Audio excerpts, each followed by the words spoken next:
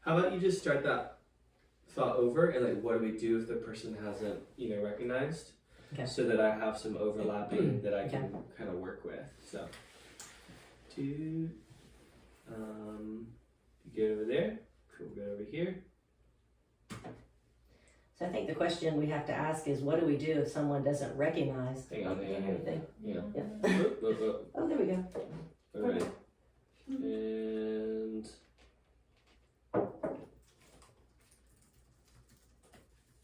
you good, Meleah? You good? Do you need your glasses? Vigorous typing. There. Probably at some point. You made yourself this. I was like, can you read? No, probably not. Awesome. All right. We are good. So I think one of the questions that we begin to ask ourselves is, what do we do if someone doesn't recognize that they've done anything wrong? And the temptation in that is going to be toward bitterness. And I think that's a big topic and something we should cover. Yeah, so we're talking about releasing someone, and the opposite of releasing them is going to be holding bitterness. We're continuing to nurse a grudge against them and acting towards them in such a way that punishes them. Yeah. And Ephesians 4:31, and really the whole heart of Scripture is that we don't punish people and that we love them well, that we don't hold grudges, but that we deal rightly and lovingly when people have offended us or offended them. And so we want to move away. And really, you think about bitterness is the anti-gospel. And so it's really dangerous for our own hearts because of what it does to us. And then it has, the Bible says, a defiling, it's a root that defiles others. So it's going to be the poison pill we swallow that makes us toxic to others. And, I think that the more we can recognize that this is that this is really sin. And when we begin to relate to somebody in bitterness, then hopefully we will be motivated ourselves again to go back to the gospel and to remember that we have received forgiveness, and to remember that we're going to deal with this person on the basis of truth and grace and not vengeance and resentment. I think it can be easy to hide bitterness even from ourselves. Have you ever thought about that or found yourself doing that? Yeah. I think someone challenged me years ago that, I've had a lot of physical issues, and that inflammation was bitterness held in the body. Now, I don't know if that's true or not, but I think what you're saying is bitterness is going to end up affecting us more than it is the other person in a lot of ways. We may feel the effects in our body, but I think we also feel the effects in other relationships as we become maybe more critical or exacting with other people. And so as we develop just a hardness of heart across relationships. And I think we can mask bitterness in different ways. Like we can begin to think that we are holding someone to a standard, or like we can really pretty it up when really what we're doing is being unwilling to sit in these first two steps of receive and remember, and then really concentrate and actively let go, because this is an active thing. It's not passive.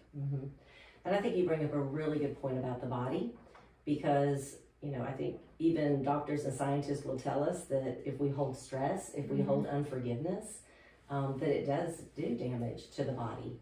And that is, again, a reason why we are going to need to know, what does this look like to release from the heart? So Matthew 18:35, Jesus says, "This is how my heavenly Father will treat you, each of you, unless you forgive your brothers or sisters from your heart." So the question we want to answer is, what does it mean to forgive from the heart? And it means you can release the person from personal vengeance before they ever, or if they ever, acknowledge the wrong that they have done. And this trips a lot of people up, including myself, because we want people at the very least to know what they've done. Yeah. And sometimes we have to do this act of releasing before someone even is at the point where they're willing to acknowledge it. So what does forgiving from the heart really mean? And what does it not mean? I think those are some things we want to touch on. Yeah, I think it means that we fully feel and we fully recognize the impact of our sin, but we're choosing not to get even. So here we see that we're ready. It's us doing business within our own heart, so that we're willing to receive the person if they do acknowledge their sin and become repentant. Yeah, and I really love that. So often when I'm teaching this, or even in my own life, one of the things I try to really think about is, if this person repents 10 years from now, where will my heart be? Will my heart be hardened? Will it be like, sorry, it's too little too late? I don't want to talk to you. I don't want anything. Will this person say that I treated them, with disdain or hate, or in ways that were really unbecoming? And what I really want to make sure is that in my heart, as I forgive from the heart, as I say to the Lord, like, Lord, I'm going to choose from the heart to release this person from the debt they owe me, because I'm going to trust you. And if I do that continually, that at the point the person repents, what I want to be able to do is if they come to me and say, gosh, I realize how I've wronged you, right, and I am so sorry, and how I've sinned against the Lord. I've asked God's forgiveness. I'm asking your forgiveness. Will you please forgive me? In most cases, and we know there are some cases that are a little bit more on the extreme, but where most of us are living day to day in relationships, we really want to be able to open our arms wide and say, yes, I have been waiting. I have been praying. Because part of forgiving from the heart is where we begin to do good to our neighbor by actually bringing their name constantly before the Lord. Now the temptation for bitterness actually becomes a prayer prompt. Yeah, that's good. It becomes a way that I can say, wow, rather than scheming in my mind of how I'm going to get even, I'm going to begin to pray, one, that either God will exact justice, or hopefully get my heart to a place that I can say more than justice. I really want this person to come to repentance. Yeah, so even what's implied in what you're saying, Brenda, is again this idea that forgiveness is an event and a process, because you're talking about continual release. Continual release, just like remembering it really does go on. But when that person comes, my heart would be that my arms could fly open and I would just say, I have been praying for this day, and I have been longing for this day, and I have been waiting for you for this day. Yeah. And then we can really start the next steps we're going to, talk about in terms of reconciliation and restoration. I think a great example of this is David and Saul. And, David is just on the run from Saul, I think 10 plus years. And we can just see over and over and over again, every time he's given an opportunity to exact revenge, to take matters in his own hands, he really releases Saul to the Lord. Yeah. He continually releases. He knows his place. He trusts in God's sovereignty. He doesn't try to be God, and so often that's what we're saying when we don't release someone and we hold on to that. We are really standing in the place of God, in our own heart, in our own minds. And we have to recognize that is costly. Like, we can't act like this is just something we do glibly or flippantly, because it's going to cost us something to release someone and the impact of their sin. So first, again, we reflect back on what it cost Jesus, that he went to the cross and it cost him a lot to forgive us. But it really causes us to move into this idea of what are we talking about when it says that there's an ongoing impact of the person's sin, and we have to recognize what that impact is. So you want me to answer? Yeah. So you're on a good train of thought there. So I like to use this word picture. This has been one of the most helpful things for me to understand forgiveness. And I think even as we've developed this, we've talked about how this kind of encapsulates forgiveness for us. And that is like, forgiveness is actually when someone takes a knife and cuts me. So they cut me on my hand, and I look down, I see this wound. I don't pretend that the cut's not there. I know that the cut is there, and I recognize that the cut hurts. I don't pretend that it doesn't hurt me. And then not only that, I recognize the impact that, maybe a tendon is severed from the cut. Maybe it's that deep. And so maybe there's some short-term and long-term consequences or impact from the cut. Infection sets in. That might be short-term, or maybe it's long-term, and there's actually loss of use in my hand from the cut. But all of these things have to be recognized. We don't just put a bandage over it and pretend as if it didn't happen and then say, okay, now I'm ready to forgive. We actually have to look at it, examine it, we have to understand it, and we have to even understand what the ongoing consequences of that are. And then I'm ready to acknowledge the offense and the impact of the offense, and then I'm ready to say, and I'm still going to choose not to retaliate. And Alex, as you were just describing, it's a great illustration, but what it just made me realize, as hard as that is in the natural, it's much harder in the spiritual. Yeah.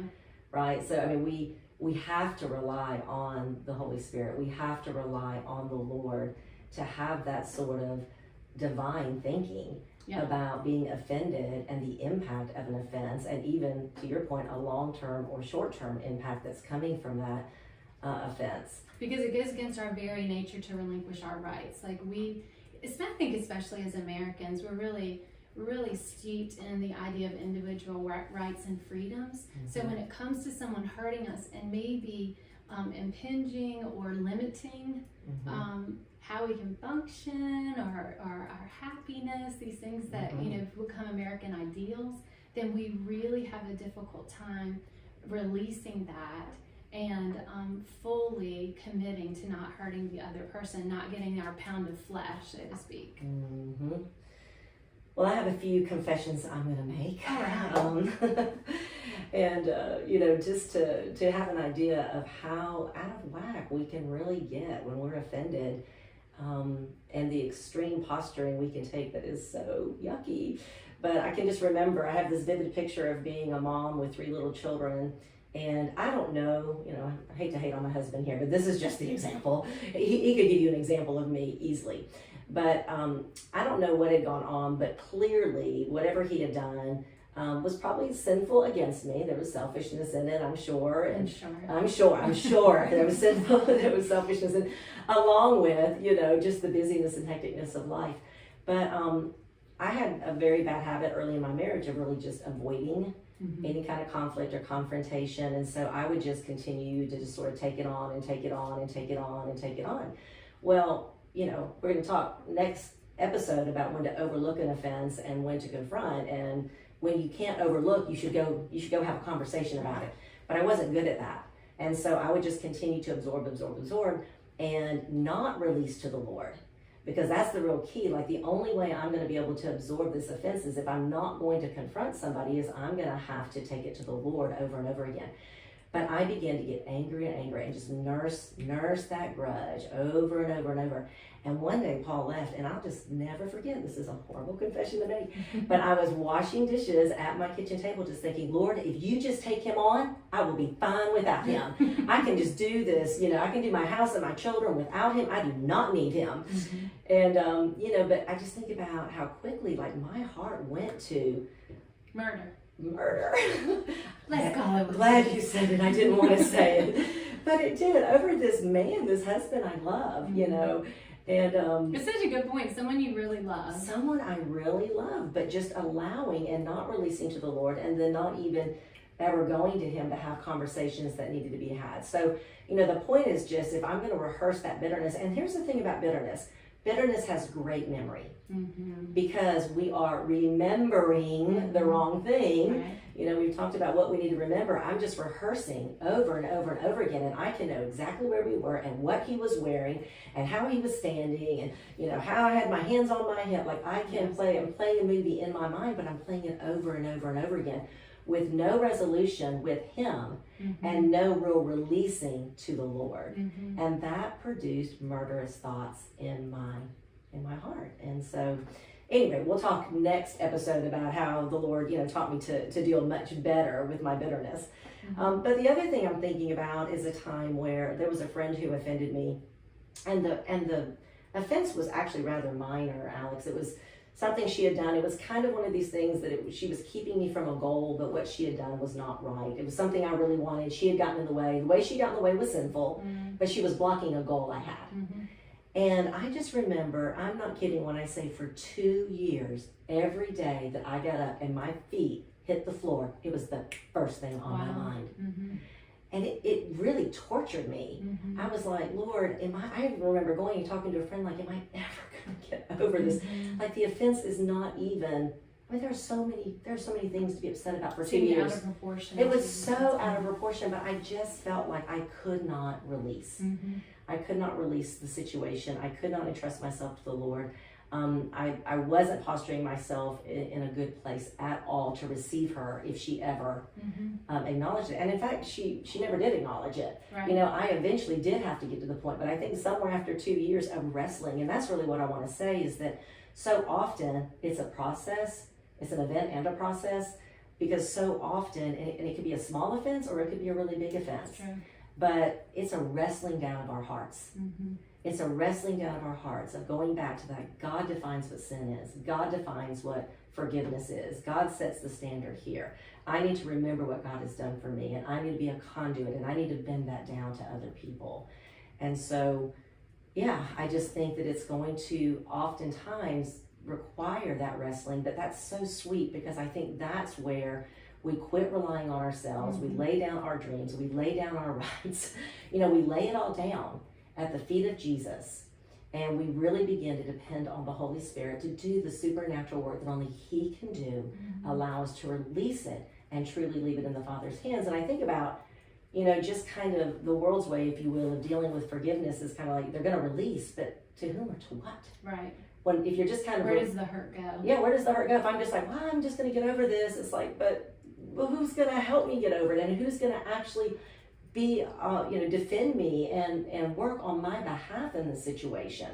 And so I just, the biblical Christian idea of forgiveness is so beautiful because it's so rich and so robust. Right. And it's something that, the world doesn't have to offer. Right. That's why I really like you emphasizing how long it took you, even for a minor offense. 2 years is a long time. A long time. But in Christian circles, we don't really embrace the robustness of this doctrine or this teaching of forgiveness, and so we rush people to forgive very quickly.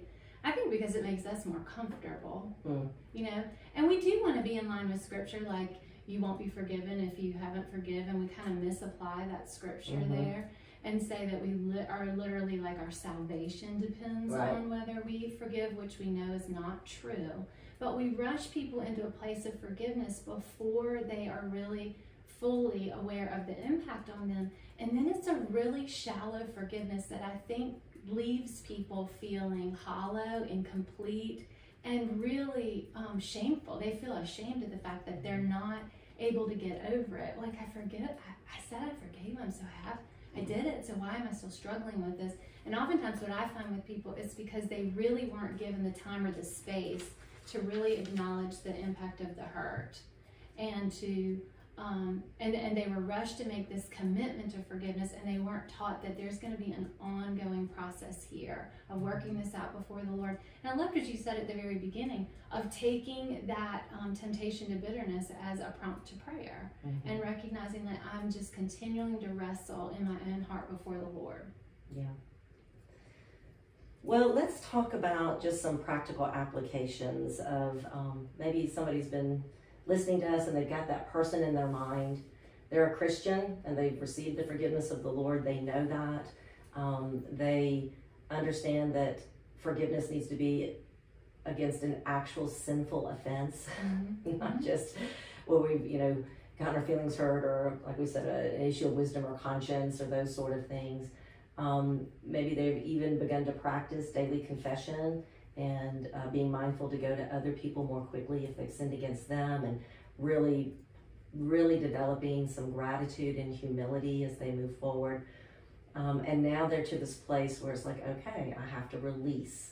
I have to begin to go against my natural inclination to nurse this grudge and to allow the Lord to have full reign of my heart and my mind, and full reign of the situation, and trust Him.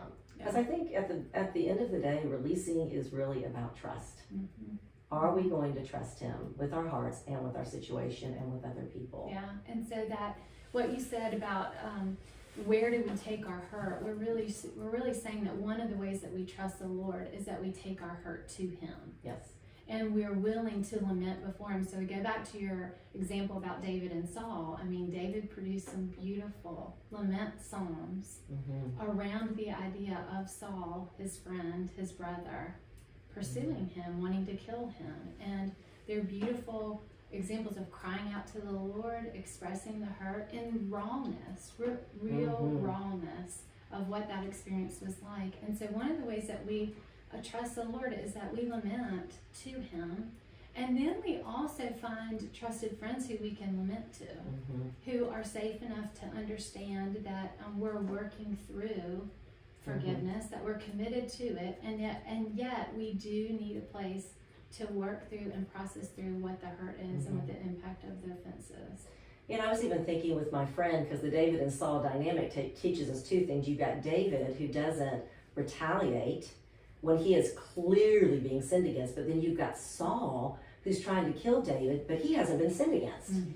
He's been offended, and he doesn't like the situation he's in. And I found in this one situation with my friend, I think sort of what I had to sort out, and it took me a while, is what part was just I was offended, and it was actually my own sin in idolatry because she was blocking a goal I had, versus what part of that did she actually sin against me. Yeah, and again, I hear the element of time in there. Like, I'm going to keep bringing it up because I think it's important. Like, we do need to be continually receiving God's forgiveness and remembering. That needs to be almost continual.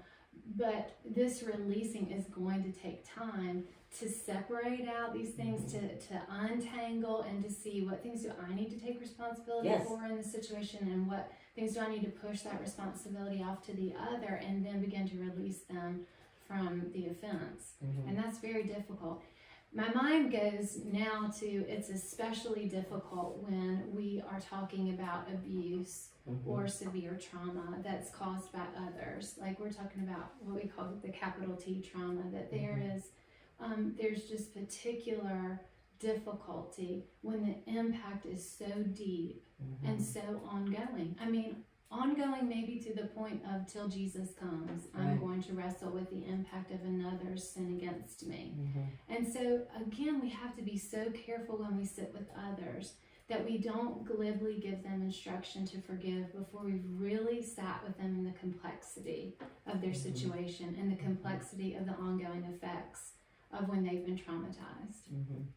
Yeah, and I think that one thing we know is that we certainly don't want them to become bitter, because bitterness is bondage, and releasing is freedom. But, you know, it's being a freedom fighter is costly, you know, and it cost Jesus everything for us to have freedom. And I think that one of the things I've noticed sometimes is if somebody gives into bitterness, then the person who's even sinned against them, whether the sin is small or large, they can actually still be bitter and staying in that bitterness once the person is gone. And so to your point, we want to encourage people to come and release. And I think when people have been through so much trauma, that release is just lament. There's just so much of what's lost and what's grieved and, you know, what has happened to the person. And there is something that God does in that, because he sends his comfort in a way that no man can. It is supernatural. I mean, we talk to people all the time who have been through horrific traumas. And how is it that they are not just wanting to, you know, immediately go and strangle the person who has hurt them? I mean, the only way is that they have sat with the Lord, wrestled with the Lord, lamented and cried out to the Lord, and they have deeply received the comfort of the Lord. And sometimes I think we become agents in that. I'm thinking about our friend Sherry, who does a lot of trauma and abuse counseling, and one of the things that I've heard her say so often is to really sit with someone, as we said before, as a saint, sinner, and a sufferer, as they talk through past harm and abuse, is to recognize that yes, they've probably sinned as ongoing effects of that abuse, and they've been grievously sinned against. And so to be able to sit with them and mourn and grieve what's been done to them and what they have done in such a way that allows them to know that you understand that there is sin that's born out of suffering. And that she uses a phrase of like, of course you responded that way. Of course you did. And that was really that you've been abused in such a deep way that you responded with this sinful action, attitude even. But in doing that we call that normalizing. In doing that, we're not excusing. We're just saying we're human. We when we're hurt deeply, we respond out of that. And we make a space, I think, at that point for the person to really say, yeah, but now I'm going to have to deal with my own heart. Like, Yeah. Well, I like that we don't minimize sin, but we can normalize Right. sometimes that, you know, And there's we understand. Yeah, there's a big difference there between minimizing it and normalizing it, of just recognizing, like, if I had walked in your shoes, I probably would have done the same thing. Right. And I can still say to you, and so we're still going to try to work through this and move towards releasing the person. Yeah. Another thing I was just thinking about is if you don't take the time in releasing to wrestle through what's my responsibility and what's your responsibility, then when we get to the next part where we're actually going to go have a conversation with someone, then that can be very much an explosion. Yeah. Like, I've just harbored all of these feelings and all of these thoughts. I've not taken the time to wrestle. I've not released. I've not done the work of remembering what my own sin was and contribution was and bringing that before the Lord. And then also looking at like what your contribution is, but I'm not bitter towards you. Like, I'm going to see this as a restorative process and a rescue mission, not as a way, even in the confrontation, to get even. Right, that's good. Which is a lot of times, you know, what happens. But slow to speak, quick to listen, slow to be angry. Like, I think here is where the work ahead of time, before we go and speak to someone, this is where that work is done. Like, I'm going to be able to parse out those parts, and as a saint sufferer sinner, be able to deal with my own stuff with the Lord, and then I'm going to be ready to go have a conversation. I was thinking that, Brenda, that I wondered if you had that tool when you were in that situation where someone was blocking your goal. No. If I'm thinking of the story, I don't think you did, but it would have been interesting to take younger Brenda through the process of saint sufferer sinner with that. Like, Brenda, what do you know is true in Christ? Brenda, what in this is suffering? Like, your goals have been blocked. Like, you're not realizing something that you really would love. And there is a place to mourn that and grieve that and allow you to journal through what that suffering feels like. But then also, okay, Brenda, what do you need to take responsibility for that you're harboring against this other person? So saint sufferer sinner does become a great journal exercise when you're applying it to forgiveness and not holding bitterness, because it does help untangle what we're talking about. Like, what do I need to own, and what do I need to let the other person own, and what do I have to release even while I ask them to own that? Yeah, that's really good. I think that maybe that's why it took me 2 years, is I didn't really have a way to process it. And God in his goodness allowed me over the course of 2 years, and it did continually send me back to the cross, and it continually made me humble every day. I think if I had had better understanding, maybe I wouldn't have been so frustrated along the way. But isn't it so good to know that God's even sovereign over our sin? Yeah, and over our, you know, messy way back to repentance and back to right relationship with him and with others. And so that's really encouraging. You know, one of the things we talked about too in terms of release is when we're looking at the past. And I know you heard this great quote. I'm not going to steal it from you. So I was listening to a Netflix interview just in the last couple of days with Viola Davis, who's the actress in The Help. If you remember her, she's an incredible actress. Yeah. And Oprah is doing this interview with her, and she's talking about her new book. It's not a biography, and she's just talking about the severe poverty she grew up in, the abuse that she experienced, and how she had to walk through the process of forgiveness. I don't know if Viola Davis is a believer, but so much of what she said just coincided with what we're talking about. She said this beautiful quote when looking at her past. She talked about Anne Lamott saying that forgiveness is giving up the hope that I could have had a better past. Forgiveness is giving up the hope that I could have had a better past. So when I think about sitting with people who do have traumatic stories, that there's a place to sit with someone and let them mourn and lament that they didn't have a better father, that they didn't have a better mother, that they didn't have a better socioeconomic situation like Viola Davis was talking about. So all these things, and we're giving up the hope that, because we would love to look back and think, oh, maybe I can look back and it really wasn't that bad, or it really wasn't that wounding, it really wasn't that awful. And yet what we're doing is we're releasing that hope, and to your point, we're even entrusting that hope to the Lord, and we're saying, like, you're sovereign in this, and I'm going to trust that you're working your purposes in this, even though I would like to rewrite the entire story. Yeah, and I think just as we're dealing in our own marriages and with our own children, I mean, I can look back at my marriage and my parenting And there are things I wish I had done differently. Mm-hmm. I would write a different script in certain areas. Mm-hmm. And I was meeting with a wife not too long ago, and she was really just struggling with some of the past things with her husband. And she was like, Brenda, how have you dealt with this? Because all of us have places in relationships, and let's say in marriage, where you might ask your spouse to do something or change in a certain way, and it doesn't get changed, or they don't do it, and you are having to be so forbearant, having that patient self-control, that long-sufferingness. But what do you do when you've been married 30 years, and then that person comes to you and says, wow, we should have done it your way? Besides want to slap them? Really, what do I know? Yeah. But it was a good question, because she was like, how did you get to the point that you're like okay with that? Did you just want to slap him? And the reality is I think when you practice this releasing before the Lord, and when you were able to release the hopes of your past, to say, you know what, I would have liked for it to have been different. I would have liked for this person to have been clued in earlier.